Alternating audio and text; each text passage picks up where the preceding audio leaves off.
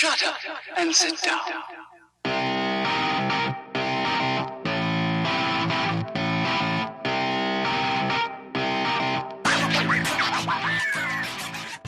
MVP Picks, your home for mixed martial arts news and betting advice.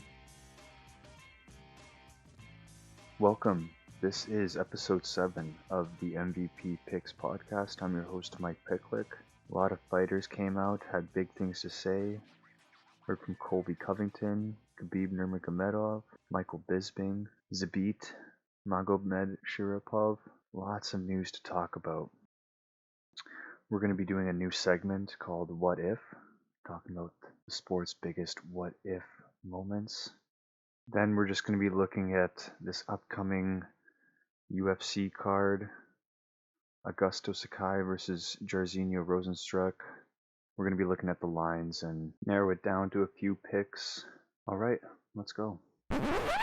It's now time for your mixed martial arts news update. All right, getting into the news. There wasn't too much MMA this weekend. It was Cage Fury and American Combat Alliance on Friday and Saturday, but otherwise it was pretty quiet. But there was a lot of fighters who made headlines, like Colby Covington, Michael Bisping, Khabib. Starting with Colby Covington, he had something to say about GSP. He says that George St. Pierre would be one of the easiest fights of his life. Now, if you don't know Colby Covington, former interim welterweight champion, won the belt against Rafael dos Anjos, lost against Kamaru Usman in his official title bout. Very close fight. I mean, definitely want to see a part 2. Don't know if we'll ever see one, but Colby Covington is definitely the second best welterweight on the planet. And, I don't know. I've been watching a lot of GSP. It's hard to say, man. Even George St. Pierre is quoted as saying, like, the athletes of today are just 10 times more than what they were back in the day. Like, these guys are athletes now. It's not so much being a fighter. And Colby Covington definitely fits that description. Like, this dude is an athlete. He's got cardio for days. One of the most underrated fighters in the welterweight division. And yeah, he says George St. Pierre would have been an extremely easy fight for him. Yeah, I don't know. I was watching some GSP fights. The supposed controversial one with Johnny Hendricks. A lot of people said that he lost that fight. I don't know. I don't think George St. Pierre folds that quickly to Colby Covington. I think Colby's, he likes to talk. That's kind of his way of doing things. It's kind of his way of getting his name out. But George St. Pierre versus Colby Covington, it's hard to say, man. I think Colby's definitely the bigger guy, the collegiate wrestler too. Let's not forget, for as good as George was at wrestling, the guy didn't even go to college for wrestling. He didn't even wrestle in high school. So to be going up against a destroyer like Covington, I think he would really, really struggle. Just looking at his last fight with Hendricks, yeah, I thought he won. I thought he squeezed out the victory. I do think if you want to be the champ, you gotta beat the champ. But he really, Hendricks is known for his wrestling. He's an NCAA All-American. Won a couple titles in wrestling in college. And GSP was able to stuff his takedowns at some point and keep the fight on the feet and just trade with him, and then ended up winning a decision. Doesn't surprise me that Colby Covington is trying to get his name out there by saying something like that. That's pretty typical of him. Not that surprising. Michael Bisping said in an interview with TalkSport.com that the old Conor McGregor of old is just like me of old. It doesn't exist anymore. That really grabbed headlines this past weekend. Michael Bisping, former middleweight champion of the world, easily one of the best Cinderella stories of MMA, was really able to win a title in the later stages of his career when really everyone counted him out. True underdog story.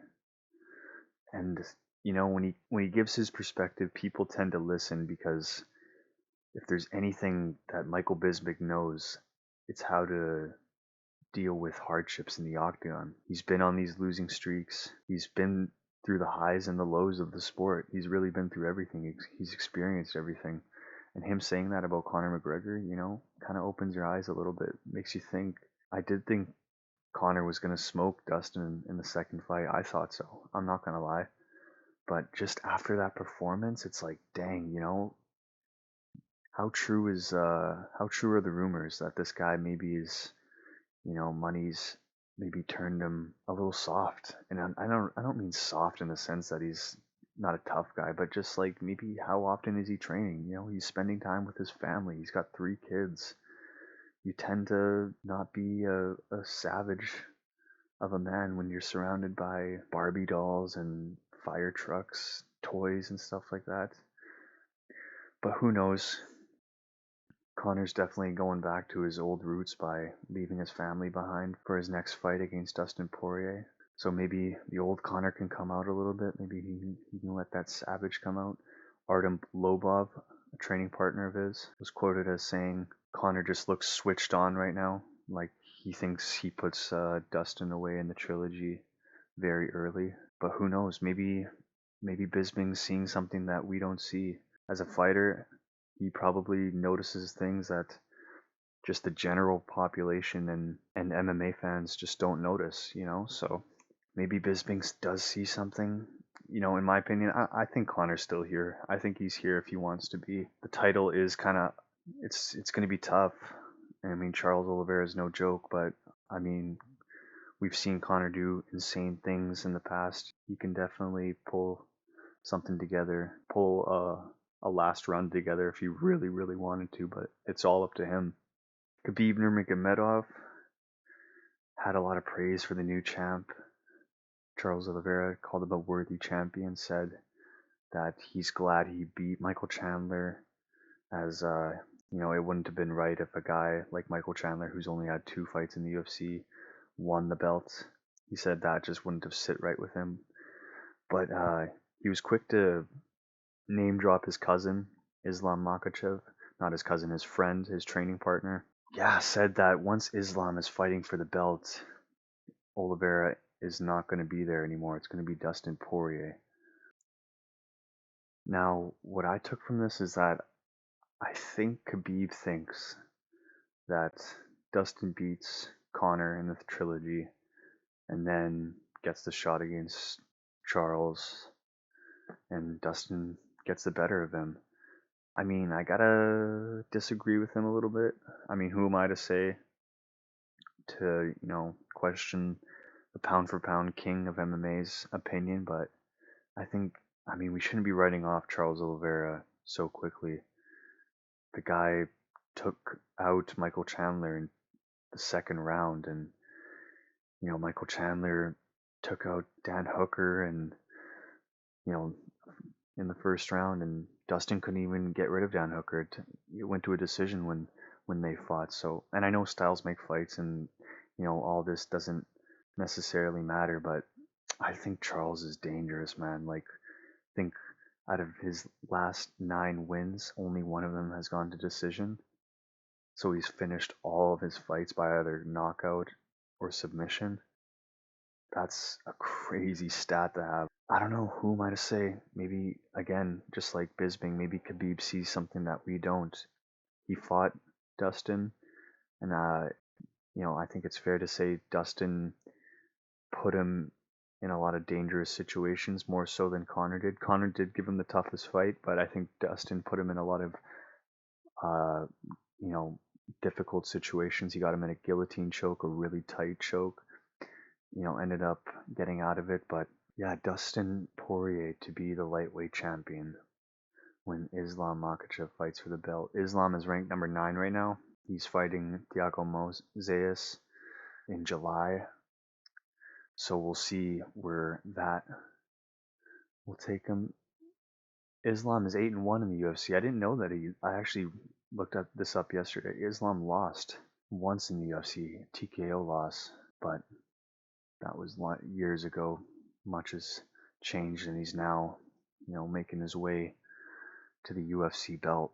But he's got to prove himself first. He's got to fight some top contenders, and it's not like he hasn't been asking for them. I think people have just been saying no. So who knows? Maybe Islam will be the one that gives Charles problems. But until then, we really can't say. And honestly, I think Charles Oliveira is going to be champ for a long, long time. Tough 29 starts tomorrow. I am so excited. It's the long-awaited return of the Tough series. It hasn't been on since 2018. Now it's back with featherweight champion Alexander Volkanovski versus title challenger Brian Ortega. I'm very excited for this one. Got a lot of criticism though from, again, Colby Covington was kind of ripping these guys, saying how he should have been on the Tough series. There was a lot of rumors saying him and Kamaru Usman were potential coaches. Maybe him and George Masvidal would have been really interesting. And if I'm being honest, I mean, I would rather see Colby Covington than the two current guys. But I still think it's going to be good. Volkanovski, Brian Ortega, not the most outspoken guys. They're still very popular in the UFC, but they're not the biggest personalities, you can say. And maybe Tough will change that. I don't know. Tough tends to bring a lot out of people. Yeah, so it airs tomorrow on ESPN Plus. That should be very interesting to watch. Lastly, it was announced by featherweight contender Zabit Magomedsharipov that he will not return to the octagon until his health problems are resolved. Now, this was said by his manager, and supposedly Zabit has been battling something in his immune system, and he's been out since 2019. He's coming off of a win against Calvin Kattar. He's 18-1. All I can really say about this guy is that he had a lot of hype. I mean, I was definitely on the hype train. He was just so technical, like just super, super, super technical, and just always brought the fight. But the problem he always had was that he seemed to always fade in the third round. Like, he's a big featherweight. Like, you can tell that he cuts down to a lot to make that 145 limit. So come that third round, he's always backing up, he's backpedaling, he's running, and it just doesn't look good. It doesn't look like we'll be seeing him anytime soon, and or if ever. So, I mean, it was an honor to see him in the octagon. He's probably one of the funnest guys to watch in the featherweight division. There was a lot of interesting matchups for him, and it's not like he was far off from a title shot. Let's be honest. The guy had a lot of hype around him. So hopefully he gets those health problems figured out. Anyways, let's get into our new segment called What If? You're listening to the MVP Picks podcast. This is What If with Mike. Alright, for this segment, we're going to be going over some of the biggest what if moments in MMA history. Starting off with one of my favorite ones. What if Fedor Emelianenko made his way to the UFC in 2009? Now, 2009, Fedor Emelianenko was probably one of the hottest fighters in mixed martial arts. At that time, he was 30-1, and the only loss that he had came from doctor's stoppage.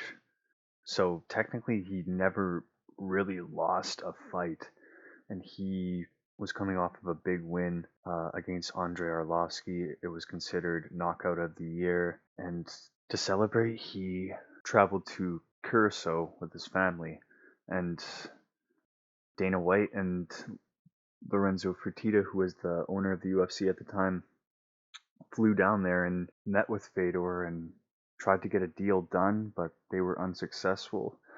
A lot of money was thrown at him. Big fight with Brock Lesnar, who was the heavyweight champion at the time, was offered, and they were unsuccessful, and it just became one of the biggest, what ifs. Fedor was able to compete under the UFC banner and fight for the heavyweight championship. Like, that fight would have broke pay-per-view records, like, at that time for sure. There's no doubt that wouldn't have had at least 2 million buys. At least.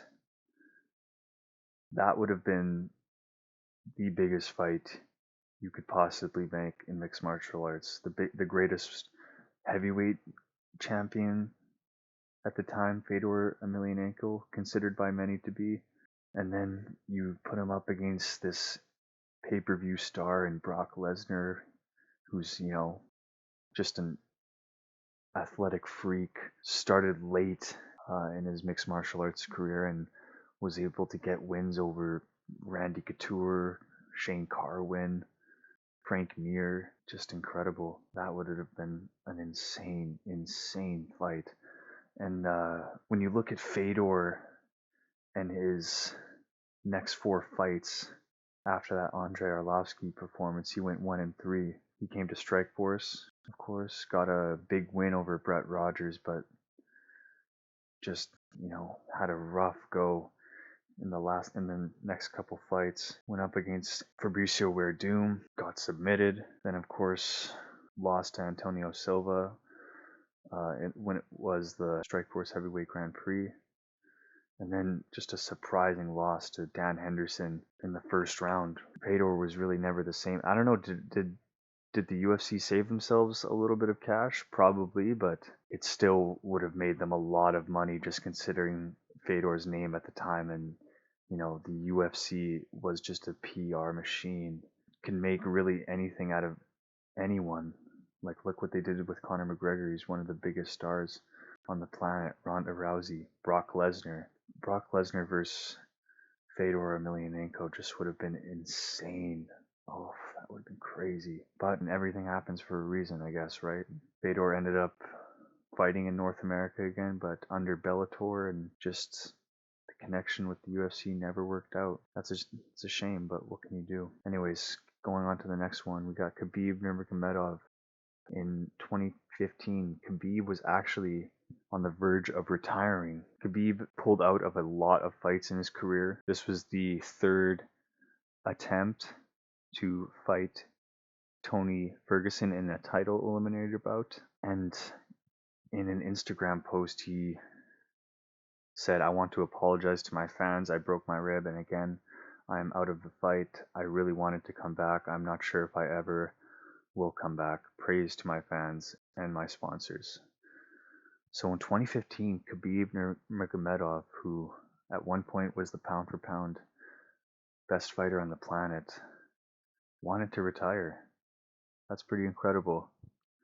I mean, Khabib, what he is now, is just a global superstar. He's considered to be, the best. He is the best. He literally has won every round in his career but one, and has just not only been a good guy inside the cage, aside from the beef with Conor McGregor, but he's been a great ambassador for the sport outside the cage. He's coaching now, takes a lot of guys under his wing, wants to give back to the sport that's given so much to him. But who knows what the lightweight division would have looked like? I guess it would have been really Tony and Conor McGregor at the top of the food chain at the time, and Dustin Poirier. So who knows who would have been champion? I guess a prime Tony Ferguson versus Conor McGregor. That's an interesting fight. Maybe Dustin Poirier is in there, so maybe it's Dustin Poirier and Tony Ferguson fighting for the title. Super interesting when you think about that kind of stuff. Like, what would the lightweight division be if Khabib wasn't there? And lastly, This is kind of a obvious one. What if John Jones did not get in trouble all those years in his career, whether it be the steroid test, all the crimes that he committed, you know, wasn't exactly the bestest of guys, but we all make mistakes in our lives. But listen, was listening to a video of episode of the Joe Rogan podcast with Boss Rutan. Literally what Boss Rutan said, I couldn't agree with more. If John Jones kept his head on a swivel and just listened and only fought, and just everything outside of the cage was just not there. It was only fighting. John could have been the Muhammad Ali of MMA. Like, he's 21-0. He's undefeated. He's has some of the greatest wins over legends of the sport like Rampage Jackson, Lyoto Machida, Daniel Cormier twice. Like, just incredible athlete. But now, just with all the trouble he's going through, and now he's not even fighting until 2022. He's making the move to heavyweight. Who knows how he's going to be at heavyweights? It's going to be a lot of time off. I don't know. But I do think John could have been one of the greatest fighters of all. Like, there would be no discussion anymore. It'd only be John's name, sort of thing. And I think even with all the stains that surround his career, like, if he was just able to just compete consistently, man, he would have had a really good resume. But who knows though? Because you've heard from John in countless interviews how bored he got, and how he would party weeks before fights because he just always wanted a built-in excuse to lose. So who knows what he would have made of that time, but I think he would have been the greatest, truly. Probably would have had 8 more fights under his belt. When you think about all the time that he missed out and all the possible opponents that he could have fought, like Anthony Rumble Johnson, who's now in Bellator, Dan Henderson. He could have fought a lot of fights that didn't happen. But that's what if. Could have happened, should have happened, would have happened, but didn't happen. Anyways, let's get into some betting picks for this upcoming Saturday's UFC card. It's now time for your MVP Power Picks. Alright, let's look at some UFC Fight Night Jairzinho Rozenstruik versus Augusto Sakai betting lines. So I still like Augusto Sakai at plus 100 over Jairzinho Rozenstruik. Sakai is coming off of a loss, but so is Jairzinho. Jairzinho is coming off of a loss to Cyril Gane. Augusto Sakai did lose to Alistair Overeem, but I think looked more impressive in his fight, whereas Jairzinho looked very reserved, didn't look like he had a lot of urgency in the Cyril Gane fight. So we're going to go with Augusto Sakai at plus 100. Muslim Salikov versus Francisco Trinaldo. Muslim Salikov is minus 278. Definitely Muslim. He is a kung fu master. I had no idea he was fighting on this card. Plus, Francisco is like 42 years old, so Muslim's definitely going to be taking that one. Minus 278. Walt Harris plus 140. Definitely rocking with Walt Harris still. Miguel Beza minus 139. Definitely Miguel Beza coming off of a good win over Matt Brown, while Santiago Ponzinibbio got knocked out in his last bout. So definitely go with Miguel at minus 139. Maybe parlay that with Muslim Salikov. Grigory Rodriguez versus Dusko Todorovic. Gregory is at plus 125. Guys, this is a lock. I watched Gregory win the title for LFA recently. He's a middleweight. This is a call him up fight. So this is his opportunity to make a statement in the UFC, and Dusko is unfortunately coming off of a loss. KO loss, I think, in the first round. So Gregory Rodriguez at plus 125. Hop on it. That's good value. Otherwise, I was on Ilir Latifi. He's at plus 162 against Tanner Boser, but I'm not too sure of that right now. I'm gonna see on Friday. I'll let you guys know on Friday's episode. But otherwise, I'm still more so leaning towards Ilir Latifi at plus 162. But that's not really going to be my official pick. But anyways, this has been episode 7 of the MVP Picks podcast. Hope you guys all enjoyed it. Follow me on socials, Instagram at MVP Picks 19. That goes for Twitter as well. And yeah, see you guys this upcoming Friday. Enjoy the week.